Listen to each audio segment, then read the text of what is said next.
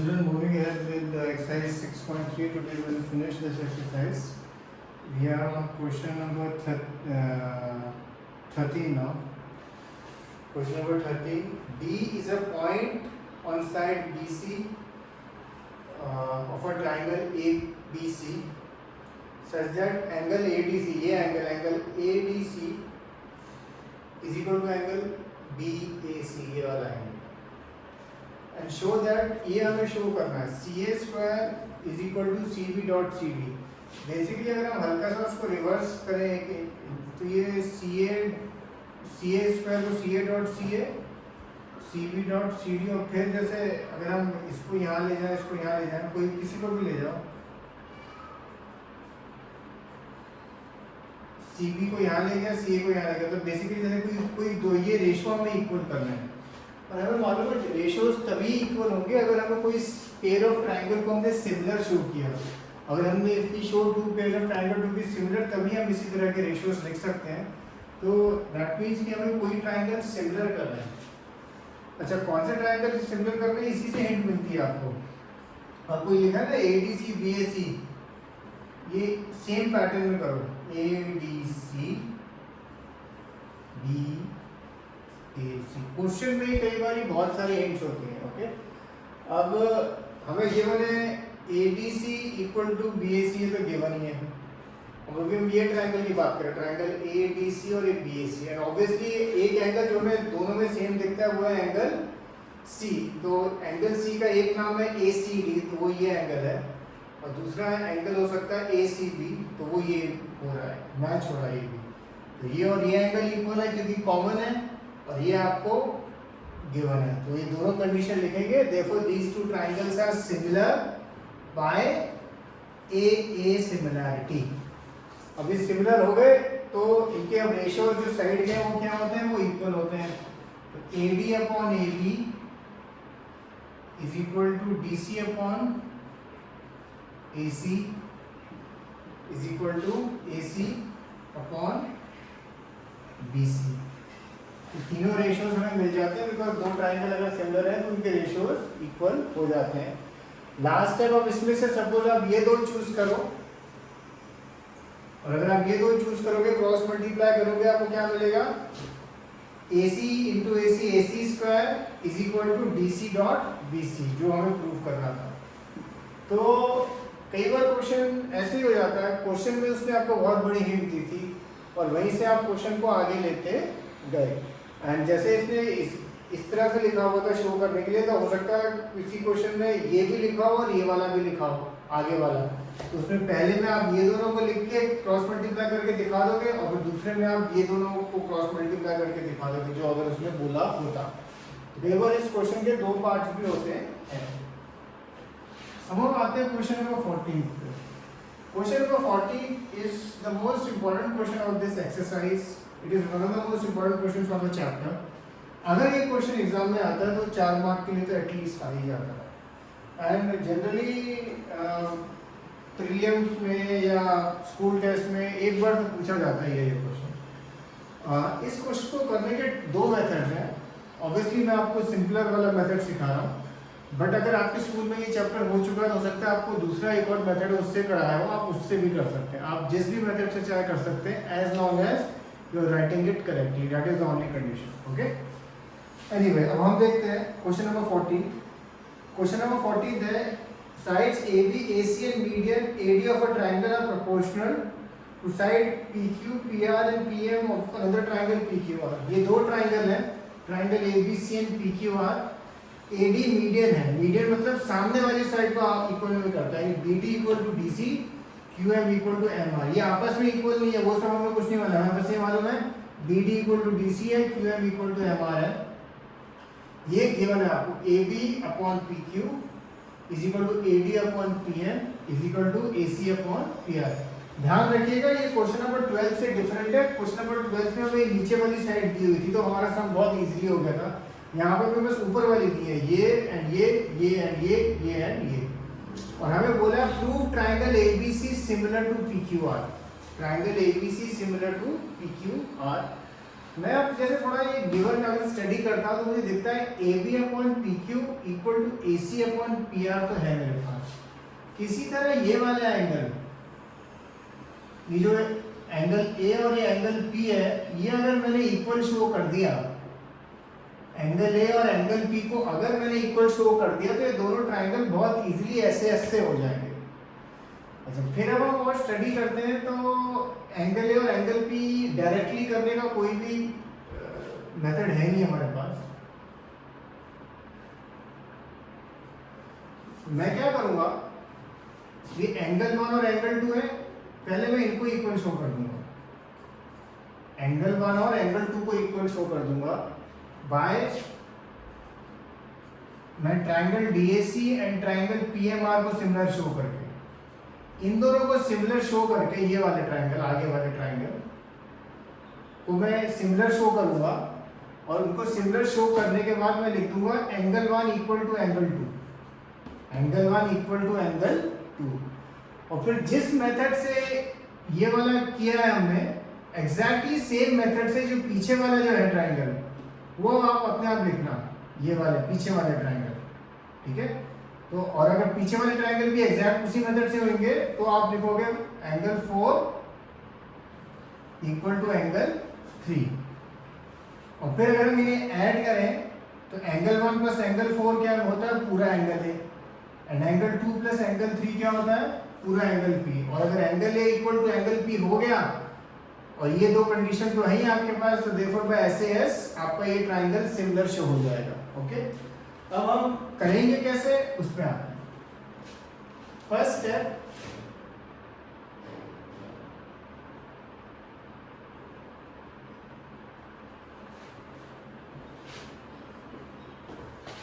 Draw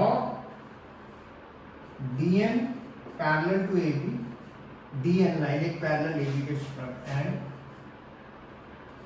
MP parallel to PQ। अब अगर आप देखें D मिड पॉइंट है एंड हमने मिड पॉइंट से एक लाइन पैरेलल ड्रॉ करी, तो 9th क्लास में आपने पढ़ा है bye mid point theorem, therefore DN by AB is equal to 1/2 and MD by PQ is equal to 1/2। और रीजन क्या लिखेंगे, by mid point theorem as D and M are midpoints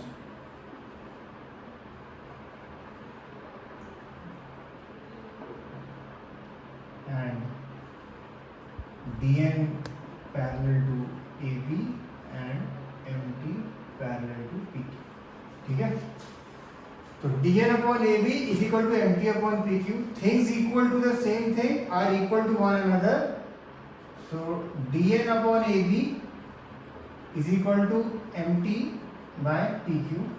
हल्का सा rearrange करता हूँ मैं, AB को यहाँ ले जाता हूँ, MT को नीचे, तो मुझे मिलता है DN upon MT is equal to AB upon PQ, ठीक है। इसको सपोज मैंने 1 मार्क किया, इसको 2 मार्क कर देता हूँ, इसको 1। अब अगर आप देखो AB upon PQ AD by PM के भी इक्वल है एंड AC बाय PR के भी इक्वल है। जो AB बाय PQ है वो इन दोनों के भी इक्वल है। तो इससे हम क्या कंक्लूड कर सकते हैं, from 1 and 2 DN by MT is equal to AD by PM is equal to AC by PR। और अगर आप देखोगे तो मैंने AC by PR लिखा है, AC ये जो हमने अभी ये जो मिड पॉइंट थ्योरम है वो क्या कहती है कि line is drawn to the mid point of one side of triangle parallel to another side, it bisects the third side. यानी जो ये NB है, जो NB है ये मिड पॉइंट है AC का एंड TV मिड पॉइंट है TR का। तो AC की जगह मैं क्या लिख सकता हूँ, 2AN।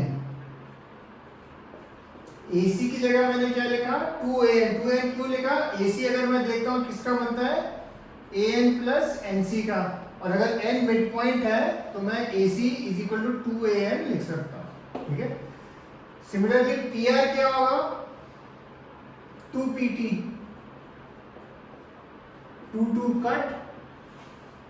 तो अगर आप देखें dn by mt is equal to ad by pm is equal to an by pt। ये जो तीन कंडीशन है, ये तीन कंडीशन यूज करके by S S S triangle ADN similar to triangle PMT, ठीक है। Triangle ADN similar to triangle PMT, therefore angle 1 is equal to angle 2। अब एग्जैक्ट यही स्टेप्स यूज करके इसी तरह से सपोज ये K लिखा मैंने, ये S लिखा, draw DK parallel to AC and MS parallel to PR। और फिर अगेन यही स्टेप्स यूज करके आप शो कर देंगे ये वाले angle, angle 4 equal to angle 3, angle 4 equal to angle 3। Exam में जब आप ये सब कर रहे होंगे, अभी तो मैंने अभी इस स्टेप के बाद आप ये सब वापस करेंगे, ठीक है। मतलब पीछे वाले ट्रायंगल यूज करने के लिए, प्रूव करने के लिए, ट्रायंगल ADK और ट्रायंगल PMS के लिए, ठीक है। बट एग्जाम में जब आप क्वेश्चन पेपर में आंसर लिख रहे होंगे, इसके बाद आप सिमिलरली लिख सकते हैं, similarly triangle ADK similar to triangle PMS, therefore angle 4 equal to angle 3, and then जैसे मैंने बताया जस्ट आप ऐड करेंगे इन दोनों को। जब आप ऐड करेंगे LHS में angle 1 plus angle 4 angle A मिल जाएगा, एंड RHS में angle 2 plus angle 2 plus angle 3 आपको एंगल P मिल जाएगा। देयरफॉर बाय SAS आपके ट्रायंगल सिमिलर हो जाएंगे। बट अभी के लिए आप ये स्टेप वापस लिखना, जिससे आपको एक बार प्रैक्टिस हो जाए कि ये कैसे लिखते हैं। ये जो स्टेप है इस तरह का, ये वाले ट्रायंगल्स के लिए आप एक बार वापस लिखना, okay. So do this sum, and एक बार जब आप लिख लो तो just go through it again, and if you have any doubts regarding any part of the sum, just give me a call, or you can of course message me also, okay। So this is question number 14. Now the last two questions are very simple, question number 15 and 16. Question number 15 is a vertical pole of length 6 meters casts a shadow of 4. At the same time a tower casts a shadow 28 meter long. Find the height of the tower. Height of the tower यानी basically PQ निकालना है। तो first step आप triangle ABC and triangle PQR को similar show कर देना, वो बहुत इजी है। हम अज्यूम करेंगे कि ये दोनों 90 है, जो टावर भी स्ट्रेट खड़ा हुआ है और वर्टिकल पोल भी स्ट्रेट खड़ा है, तो angle B equal to angle Q है। और एक एंगल और, ये वाला एंगल हम मानेंगे इक्वल है, इस एंगल को हम मानते हैं angle of shadow with the sun, angle of shadow with the sun, okay. ये एंगल भी हम मानते हैं इक्वल है, which is angle C equal to angle R। और अगर ये दो एंगल इक्वल है तो by AA similarity triangle ABC similar to PQR, और फिर रेशियोज हमारे सारे इक्वल होंगे। फॉर एग्जांपल अगर मैं PQX लेता हूं तो 6/x AB by PQ is equal to 4/28, और फिर आप इसको जस्ट कैलकुलेट करेंगे तो आपका आंसर आ जाएगा, okay. So this is question 15। Question 16 again, अगर आप देखें question number 12, 14 and 16 figures same है, but data for the figures is different, and of course the method of all the three sums is different. But you will not get confused, because हर एक sum में काफी clearly क्या चीज given है वो दी हुई है। जैसे इस सम में if AD and PM are the medians of triangle ABC and PQR respectively, and ये given है आपको इसमें ABC similar to PQR, show AB upon PQ is equal to AD by PM, ठीक है। ये सब आपको बहुत सिंपल लगेगा, क्योंकि अब अगर हमें ये करना है AD by PM, बेसिकली बस ये आगे वाले ट्रायंगल को सिमिलर शो करना है, और आगे वाले ट्रायंगल को अगर हमें सिमिलर शो करना है वो बहुत ही इजी है, बिकॉज हमें ये चीज गिवन है, ABC सिमिलर टू PQ और आपको ऑलरेडी गिवन है, तो आप AB by PQ is equal to BC by QR है, और क्योंकि ये मीडियन है तो BC की जगह आप क्या लिख सकते हैं 2BD एंड QR की जगह 2QM, एंड ये जो बीच वाला एंगल है ये भी ऑलरेडी इक्वल है ही एंगल B और एंगल Q, क्योंकि ये ऑलरेडी गिवन था आपको triangle ABC similar to PQR, therefore by SAS ये ट्रायंगल सिमिलर हो जाएंगे। जब ट्रायंगल सिमिलर हो जाएंगे देन इनके सारे पार्ट्स मतलब ये वाले पार्ट जो रेशियोज हैं वो इक्वल होंगे। ओके, इन क्वेश्चंस के अलावा एक क्वेश्चन और भेजूंगा, उसको भी ट्राई करना, it's a very simple question, you will be able to do it. And of course इस संडे को एक MCQ टेस्ट है चैप्टर 5 का, जो टेस्ट में केवल 10 क्वेश्चंस हैं, आपको टाइम भी ज़्यादा ही दे रहा हुआ है, जल्दी हो जाएगा आपका। 10 में से 7-8 क्वेश्चन बहुत फास्ट होंगे, तो 2-3 क्वेश्चन है उसमें आपको थोड़ा सोचना पड़ेगा, इसलिए मैंने टाइम थोड़ा ज़्यादा दे रहा हूँ आपको। Okay, cheers.